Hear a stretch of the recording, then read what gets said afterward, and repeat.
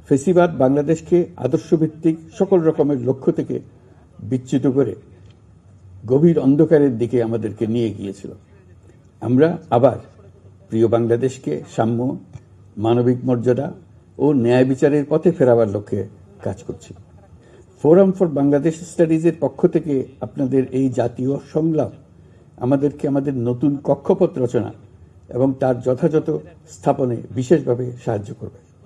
আমি forum for Bangladesh স্টাডিজকে অশেষ ধন্যবাদ জানাচ্ছি এই আয়োজনের জন্য এবং আমাকে আমন্ত্রণ করার জন্য, দুটি কথা বলার সুযোগ দেওয়ার জন্য।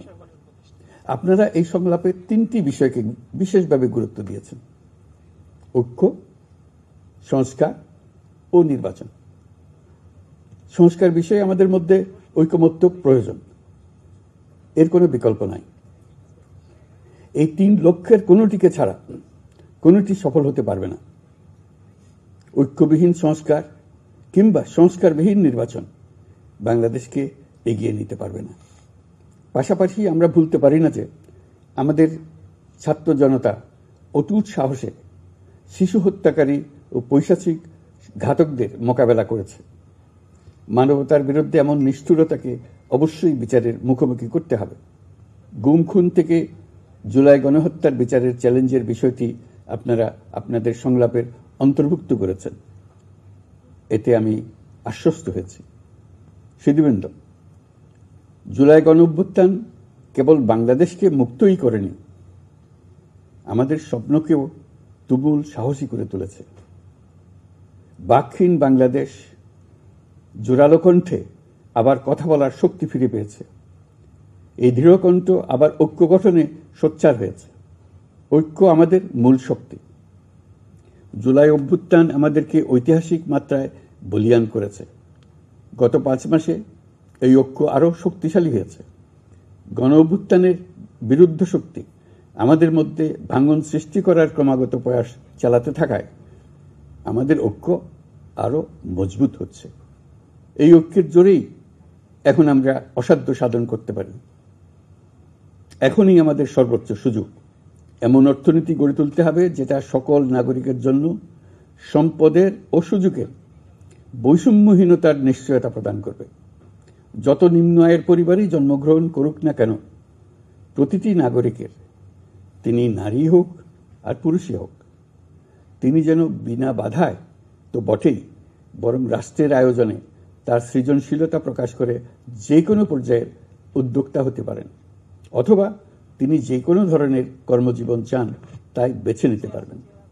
এমন রাজনৈতিক ও রাষ্ট্রীয় পরিবেশ থাকবে যেখানে সংখ্যালঘু সংখ্যাগুরু এই পরিচিতি অবান্তর হয়ে পড়বে। সবার একটিই পরিচয়, আমি বাংলাদেশের নাগরিক এবং রাষ্ট্র আমাকে আমার সকল অধিকার প্রদান করতে বাধ্য। রাষ্ট্রের কাছে এবং অন্য নাগরিকের কাছে আমার অন্য কোনো পরিচয় দেবার প্রয়োজন হবে না, যেখানে ব্যক্তিবন্দনার কোনো সুযোগ থাকবে না।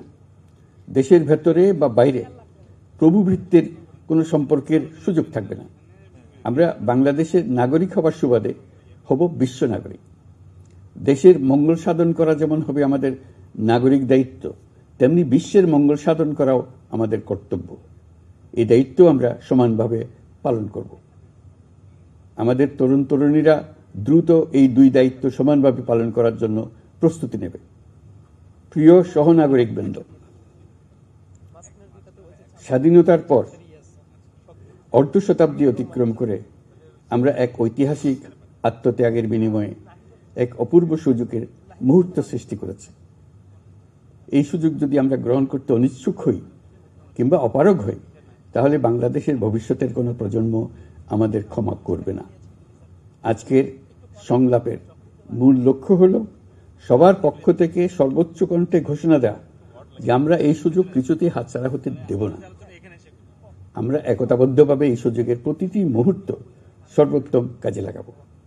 সংস্কারের যে মহান দায়িত্ব ঐতিহাসিক কারণে আমাদের কাছে এসে গেছে, এই দায়িত্ব আমাদের প্রত্যেককে, প্রতি নাগরিককে, রাজনৈতিক দলকে, প্রতিটি সামাজিক, অর্থনৈতিক, ব্যবসায়িক এবং ধর্মীয় জনগোষ্ঠীর প্রত্যেককে দৃঢ়তার সঙ্গে সংস্কারের মহাযজ্ঞে আনন্দের সঙ্গে ঝাঁপিয়ে পড়তে হবে।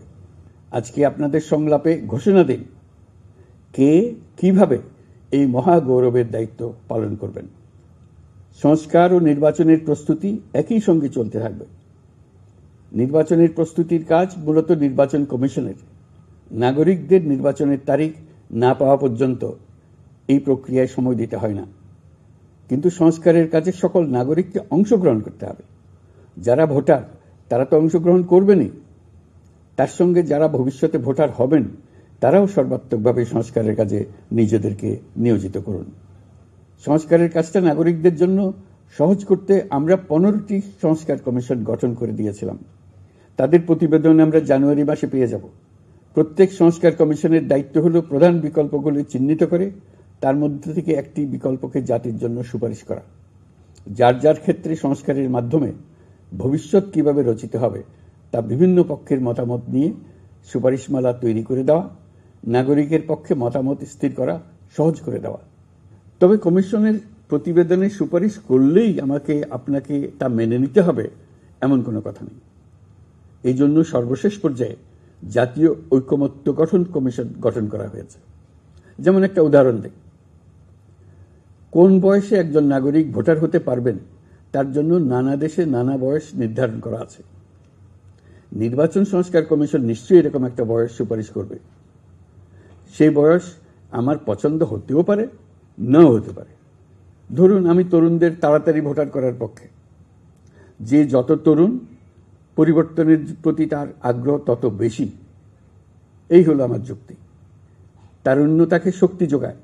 তথ্য প্রযুক্তির সঙ্গে তার গভীর সখ্যতা তাকে এই শক্তি যোগায়। তরুণরা সংখ্যায়ও বেশি। দেশের ভবিষ্যৎ নিয়ে তার আগ্রহী। নিজের ভবিষ্যৎ নিয়ে তার মতামত দেওয়ার জন্য আমি মনে করি ভোটার হওয়ার বয়স 17 বছর নির্ধারিত হওয়া উচিত। নির্বাচন সংস্কার কমিশন কি সুপারিশ করবেন তা আমার জানা নেই, কিন্তু দেশের বেশিরভাগ মানুষ যদি কমিশনের সুপারিশ করা বয়স পছন্দ করে, ঐকমত্যে পৌঁছার জন্য আমি তা মেনে নেব।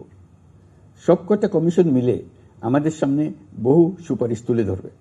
আমরা এখন এমন পর্যায়ে পৌঁছেছি যে যাই মতামত হোক না কেন, আমরা দ্রুত একটা ঐকমত্য প্রতিষ্ঠিত করে সংস্কারের কাজগুলো করে ফেলতে চাই। নির্বাচনের পথে যেন এগিয়ে যেতে পারি সেই ব্যবস্থা করতে চাই।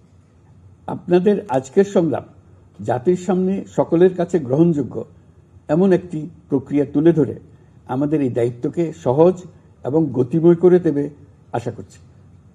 সংলাপের এই প্রক্রিয়া অব্যাহত রাখার জন্য আপনাদেরকে আহ্বান জানাচ্ছি। এই উদ্যোগের জন্য ফোরাম ফর বাংলাদেশ স্টাডিজকে অশেষ ধন্যবাদ জানিয়ে আমার বক্তব্য শেষ করছি। আসসালামু আলাইকুম।